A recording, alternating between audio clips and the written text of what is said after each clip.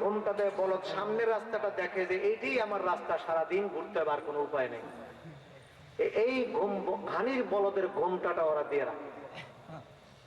ওরা জানে যে সৌদি আরবের কানা আব্দুল্লাহ বিন বাজ যা বলছে এইটাই আমাদের রাস্তা, আর রাস্তা খানা যা হয়েছে তাই। এই কানায় তো গেছে গেছে, যেটা আইছে এমন ওইটাও কানা। আল্লাহ জায়গা মতো কাম করে। এবার যদি চোখ থাকতো উপায় ছিল। আমার সংসদ ভবনের সামনে একটা সিগন্যাল, এই সিগন্যালে আমার গাড়িটা রাখছি। তো ওই গাড়ি রাখবার সময় একটা লোক এখানে স্ক্র্যাচ দিয়ে তার পাও কাটা, সে ওই কলা বিক্রি করতেছে। তো কলা নিয়ে আসছে আমার কাছে। আমার দয়া হলো, লোকটা ল্যাংরা, পাওটা কাটা, কলা তো আমার লাগবে না, থাক ওই এমনি তো সাহায্য করি, একটা কলা নিলে তো 2 টাকা দিতাম, এমনি 2 টাকা দিছে, ভাই আমার কলা লাগবে না, তুমি 2 টাকা নাও। এমন ধমক দিল আমারে, বলবে তোমার 2 টাকার জন্য এখানে আসছে। আমি তো বলছি হাই হাই, এর যদি পাও থাকতো তো আমার গাড়ি উঠে আসবে। এই কানাদের যদি চৌকি থাকতো তাইলে আর আমগর মতো ফারুকি বসে ওয়াজ করানো লাগতো না, একদম শেষ করে ফেলেছে। ইয়াজিদ যা করছে তাই করতো, ভাগ্যের যে খোদা ওর চোখ নিয়ে গেছে। এরা বক্তৃতায় বলে, কি বলে, আইয়ুহাল হুজ্জাজ বাদাল হজ্জ ইমশুনা ইলা বিলাদিকুম মালাতুল লিমাযা তামশুনা ইলা আল মাদিনা ইন তামশুনা ইলা আল মাদিনা লা লিজিয়ারাতি কবর রাসূল ওয়া হাযা বিদআহ ওয়া আনতুম আহলাল বিদআহ আইয়ুহাল হুজ্জাজ ই'লামু ইন্না রাসূলাল্লাহি ক্বাদ মাতা لا يفوز الناس من قبره ابدا ابدا। ওরা বলে, এই হাজী সাহেবরা আরাফার ময়দানে বলে, হজের পর সোজা আপনারা বাড়ি চলে যাবেন, মদিনা কেন যান? যদি মদিনা যেতেই হয়, মসজিদে নববীতে 50,000 রাকাতের নামাজ সওয়াব পাইবেন, 1 রাকাতে নামাজ পড়তে যাবেন। লা লিজিয়ারাতি কবর রাসূল, রাসূলুল্লাহর কবর জিয়ারতে যাবেন না, ওইটা বিদআত। মনে রাখবেন, রাসূলুল্লাহ আমার আপনার মতো মারা গেছেন, কিয়ামত পর্যন্ত কবর থেকে রাসূল কারো কোনো উপকার করতে পারবেন না। এই বক্তৃতা ওই কানারা করে, যেটির চোখ আছে হেডিও কানা, কানা না হলে আর এই কথা বলে? কানা না হলে একবার রাসূলুল্লাহর রওজায় দাঁড়াইয়া চোখ দুটো দিয়ে দেখতো উনি কার জন্য বসে আছেন সেখানে।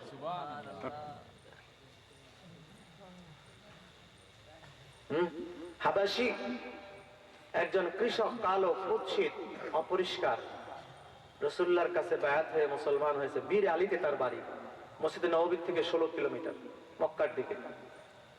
মসজিদে জুল হুলাইফা সেখানে একটা বাজার ছিল। আমাদের ঢোকার সময় মক্কা থেকে যখন আমরা যাই মদিনা শরীফে, ওই বীর আলী দিয়ে ঢুকতে হয়, জুল হুলাইফার পাশে দিয়ে ঢুকতে হয়। সেখানে গেলে আমার প্রতিবার ওনার কথা খালি মনে পড়ে। এখানে একটা বাজার ছিল, তিনি সেখানে ছিলেন। সপ্তাহে একদিন তিনি নবীজির কাছে দেখা করতে যেতেন।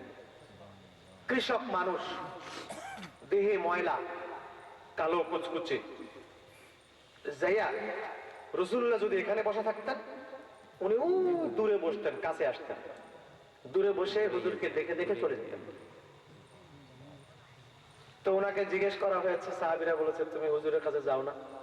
বলে, ভাই আমি কৃষক মানুষ, আমার শরীরে পচা গন্ধ, আমি কাজ করি সব সময়, আমার হাতে পায়ে মাটি মুটি থাকে, আমার ভাইরা সাহাবীরা কত সুন্দর, আমার নবী কত সুন্দর, আমি হুজুরের কাছে গেলে যদি হুজুর আমার গন্ধে কষ্ট পায়, আমার ময়লায় যদি হুজুরের হাতে লাগে, এই জন্য ভয়তে যাই না, আমি দূর থেকে দেখি, এটাই আমার জন্য যথেষ্ট, রাসূল যেন কষ্ট না পায়। এই জিনিসটা হুজুর উপলব্ধি করতে পেরেছেন। করে হযরত ওসমান এবং আলীকে নিয়ে হুজুর জুল হুলাইফা চলে গেছে। ওর বাসায় গিয়ে জিজ্ঞেস করছে উনি কোথায়? বলে বাজারে গেছে বেচা কিনা করা। উনি খাদ্রাওয়াতের ব্যবসা করতো, তরি তরকারি। বাজারে গিয়ে দেখে তরি তরকারি বিক্রি খুব ব্যস্ত। হুজুর ওনাদের দুজনকে বলছে চুপ, কথা কবা না, পিছনে যাও। হুজুর পিছন দিক দিয়ে চুপ চুপ করে গিয়ে এক হাত দিয়ে দুই চোখ চিপে ধরছে, আরেক হাত দিয়ে কোমর ধরছে পিছন দিক দিয়ে। আমাদের দেশে আমরা বন্ধু বান্ধব মাঝে মধ্যে পিছন দিক দিয়ে গিয়ে একজন আরেকজনের চোখ ধরি না, এটা কও দেখি। তা হুজুর যাই চোখ ধরছে। প্রথমবার উনি বলে ফেলেছেন, কে ভাই আমার বেচা কেনার সময় ডিস্টার্ব করো না তো। হঠাৎ করে তার নাকে হুজুর আলাইহিস সালামের খুশবু লাগছে। তিনি বুঝতে পারছেন যে হায় হায় রে, এটা তো হুজুরের খুশবু। এই খুশবু দুনিয়ায় কারণে নিশ্চয়ই আমার রসুল আমাকে বলছে। বুঝতে পেরে আস্তে চোখ বন্ধ করে শরীরটা ছেড়ে দিল। একটা মানুষ দাঁড়ানোর থেকে যদি পড়ে যায়, কারো হাতে ধরা থাকে, সে কি ছেড়ে দেয়? হুজুর আরো জোরে বলছে, আরে এটা তো পড়ে গেল, পড়ে গেল, পড়ে যাচ্ছ কেন, কি হয়েছে? না পড়েই যায়। হুজুর আরো শক্ত করে দিল। তারপরে একবার দাঁড়ায় হুজুরের কদম চুমা দিয়ে, হুজুর মাফ করবো, তুমি এরকম বললা কেন? সাহাবী চোখের পানি ছেড়ে দিয়ে বলে, হুজুর গো, দুনিয়ায় কতবার আপনার কাছে গিয়েছি, মনটা কতবার চেয়েছে আপনার নুরানি বদন মোবারককে কোন জায়গায় যদি একটু চুমু দিতে পারতাম, একবার যদি একটু ধরতে পারতাম, কিন্তু আমি তো গরিব, আমি কৃষক, আমার দেহে ময়লা, দুর্গন্ধ, আমি দেখতে অসুন্দর। হুজুর গো, যদি আপনার গায়ে আমি হাত দেই, তাতে যদি আপনার কষ্ট লাগে, সেই জন্য কোনোদিন আমি আপনার কাছে যাই নাই। আজকে যখন দিনের নবী নিজেই আপনি আমাকে ধরেছেন, আমার বিরাট একটা সুযোগ যায়, সেই জন্য আমি শরীরটা ছেড়ে দিয়েছি, আপনি যাতে আমাকে আরো শক্ত করে ধরেন।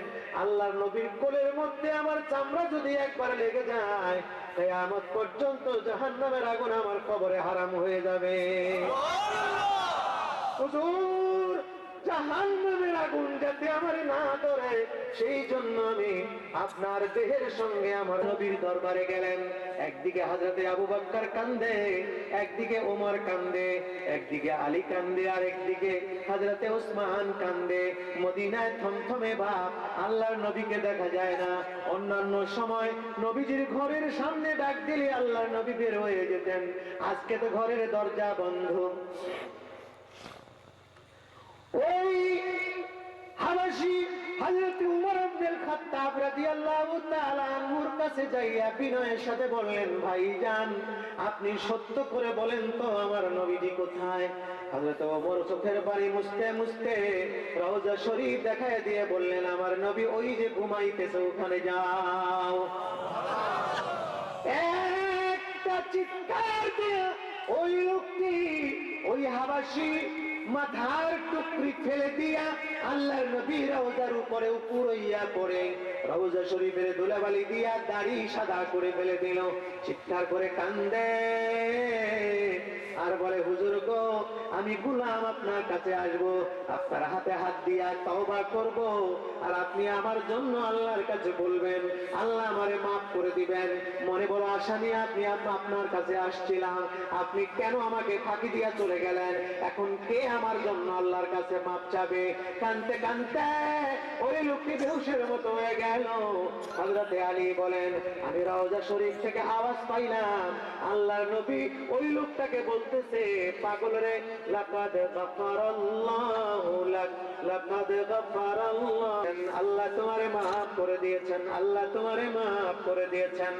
আমার আল্লাহ কোরআন শরীফে বলে, কেউ যদি আপনার কাছে আসে, লাওয়াজাদুল্লাহ তাওয়াবার রহিমা, আমাকে ওই লোকটি মাফকারী, চিল্লায়া কানলে তিনি তার জবাব দেন, আল্লাহ তোমারে মাফ করে দিয়েছেন। সেই লোকটি কি আমার আপনার মতো মারা গেছে? বলতে পারবেন না। হায়াতুন নবী বলেন, চিৎকার দিয়ে বলেন, হায়াতুন নবী। তিনি কোনদিন মারা যান নাই, তিনি হায়াতুন নবী। ও বাবাজিরা রে, 89 সালে আমি আমার নবীর রওজায় যখন তাহাজ্জুদের সময় প্রথম হাজিরা দিলাম, তাহাজ্জুদের সময় গিয়ে দিচ্ছি, তো ইমামতি করা অবস্থায় আমাকে ছুটি দেবে না। হজের জন্য মাত্র 3 দিন ছুটি দিয়েছে, তার কোনো ছুটি নেই। হজ করে সোজা এখানে আসবে, মদিনা যাবে না। আমি চিন্তা করলাম, এখন যদি ঝগড়া করি তাহলে ছুটি দিবে, কাজ নেই, আগে হজের ছুটি নেই, তারপর হজ শেষ, আমি মদিনার বাস কাউন্টারে চলে গেলাম। আমার একটা কার্ড ছিল, কার্ডটা দেখায় বললাম আমাকে মদিনার টিকিট দেন। ওরা বললো যে এই কার্ডে তুমি মদিনা যেতে পারবা না, তোমাকে চেকপোস্ট দুইটা, চেকপোস্ট থেকে ফেরত দিবে, 50 রিয়াল তোমার মাইট যাবে। আমি বললাম 50 রিয়াল মাইট যায় যাক, তোমরা আমাকে টিকিট দাও, আমি ফেরত আসবো, অসুবিধা নেই। টিকিট নিয়ে বাসের মাঝখানে যেয়ে বসে বললাম, বাস ছাড়লো, চলতেছে, চিন্তা করতে যেই বাজানের টাকা খাইয়া পেট ফুলাইছো, ওই বাজানের দেশে হাজী সাহেবরা মদিনায় ঢুকবার সময় গুম্বাদে খাতরা দেখার সঙ্গে সঙ্গে বলে, সবাই চিৎকার করে বলে, না বললে ড্রাইভার চিল্লায় বলে, পারবো না লা ইলাহা ইল্লাল্লাহ